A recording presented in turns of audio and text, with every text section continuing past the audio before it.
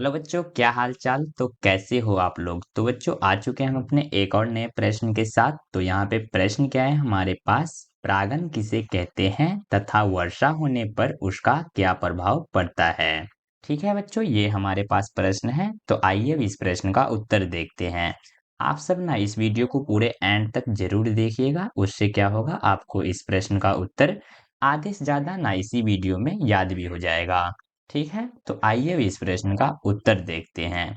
तो इसका उत्तर हो जाएगा, परागन वह प्रक्रिया है जिसमें पुष्प के पुंकेसर से परागकण उसी या किसी दूसरे पुष्प के वर्तिकाग्र यानी कि स्त्री केसर तक पहुंचते हैं। यानी कि होता क्या है, परागन जो है ना, वो एक ऐसी प्रक्रिया होती है जिसमें जो पुष्प के पुंकेसर जो होता है, पुष्प के पुंकेसर उसका जो परागकण होता है वह उसी पौधे या फिर किसी भी दूसरे जो पुष्प होते हैं उसके जब वर्तिकाग्र यानी कि स्त्री केसर तक पहुंचते हैं, और इस पहुंचते हैं तो इन्हीं को कहते हैं हम परागन।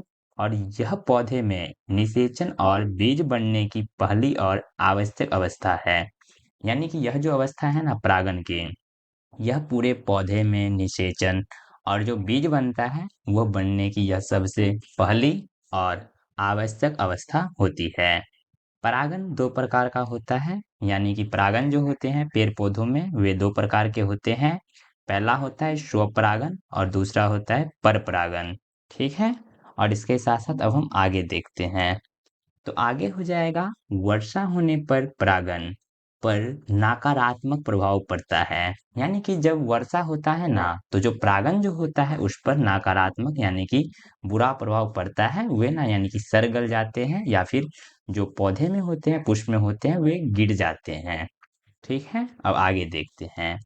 तो तेज वर्षा से परागकण भीगकर भारी हो जाते हैं और हवा या कीटों द्वारा सही स्थान तक नहीं पहुंच पाते। यानी कि जब तेज वर्षा होते हैं ना, तो होता क्या है, परागन जो होता है वह भीग जाता है। ठीक है, और वे भारी फिर हो जाते हैं और हवा या फिर कीटों द्वारा सही स्थान तक नहीं पहुंच पाते हैं। यही से परागकण जो होते हैं वे वर्तिकाग्र तक नहीं पहुंचते हैं और वे नष्ट हो जाते हैं।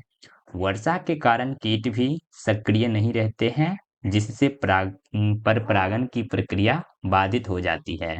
यानी कि वर्षा के कारण होता है क्या, कीट भी जो होती है वे भी सक्रिय नहीं रहते हैं और जिससे पर परागन की प्रक्रिया बाधित हो जाती है।